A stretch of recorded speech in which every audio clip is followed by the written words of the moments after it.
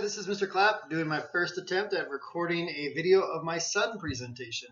So check this out and we'll give it a shot, see if it actually works. So welcome to my presentation on the sun and how it begins and how it works. Review things here. This is our Earth and Space Science Standard number 1, which is talking about evidence illustrating that the sun's lifespan is based on the fuel available through nuclear fusion and how that energy does get to the Earth. So feel free to check it out. All right, to begin with, the sun began as most matter in the universe was spread out randomly. And I think one of the interesting ideas about randomness is random doesn't necessarily mean uniform. So if you imagine these are the parts or the atoms in the universe, they're spread out randomly. And when we talk about random, not uniform distribution, it means there are naturally some areas of higher and lower concentration where there are more or fewer of those particles. And these areas of higher concentration, the ones highlighted there in orange, in contrast to those highlighted there in greenish yellow, those areas of higher concentration have more gravity. And since they have more gravity, because they have more mass, when they pull on when they interact with nearby particles, they don't get moved as much. The other particles get moved more. The force of gravity is the same between them, but because of their more inertia, they start pulling particles in. And so what starts to happen over time is these areas of high concentration get even higher concentration. And as they get higher concentration, they have more mass, therefore more gravity, and this continues. As they get higher concentration, they continue to attract more and more and more and more, and eventually these areas of high concentration become extremely high. And because they can attract everything in, they attract in more and more of these atomic nuclei, or these hydrogen, whatever matter is out there, most of it being hydrogen.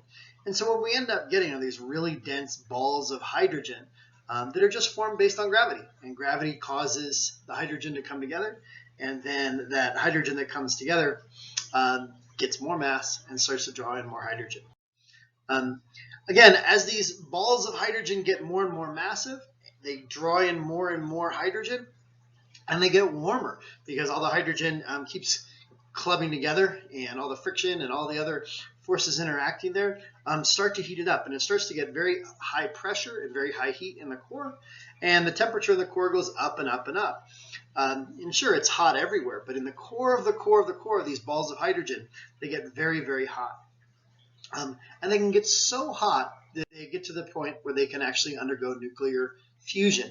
And nuclear fusion happens when 4 hydrogen nuclei come together, and through a detailed process, which is beyond the scope of our discussion, take those 4 nuclei and they come together and they actually interact in a way that results in 2 of them effectively converting from protons into neutrons. There are other particles that are left out, but there's a tiny bit of mass that's converted into an incredibly large amount of energy in this process.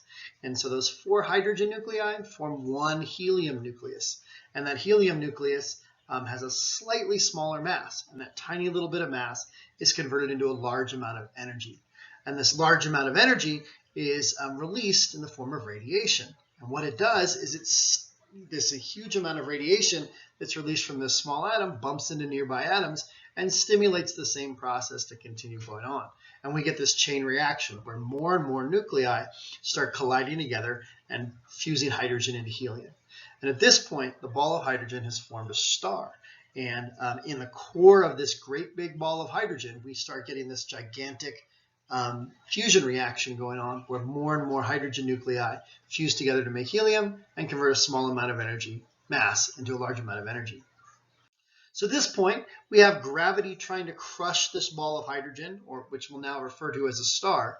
But now we have a balancing force pushing back on it. The force caused by the explosion of this fusion reaction pushes back against gravity.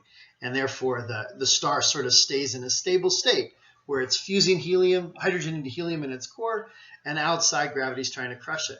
And a star can live like this, depending on its size, for millions to billions to even trillions of years, depending on how the hydrogen is circling and what's going on. But in the case of our sun, it'll live for billions of years doing this. We're a few billion years into the process, kind of in middle age for our sun, but this will continue for some time. After a bit, all of the hydrogen in the core has been burnt out and it's been converted into helium. So the hydrogen that was once available in the core is now nothing but helium, and that helium can't escape. We get this kind of peach-like effect for our star, where the pit is full on helium and the rest of the hydrogen that could be fuel isn't in the areas where the star is hot enough. So what happens is the star starts to contract in this process. And when it starts to contract, it then starts doing helium fusion again, hydrogen to helium fusion again, and it expands dramatically. And it goes through this process a couple of times, at some point expanding because in its core it's no longer burning hydrogen into helium, but it burns helium into carbon.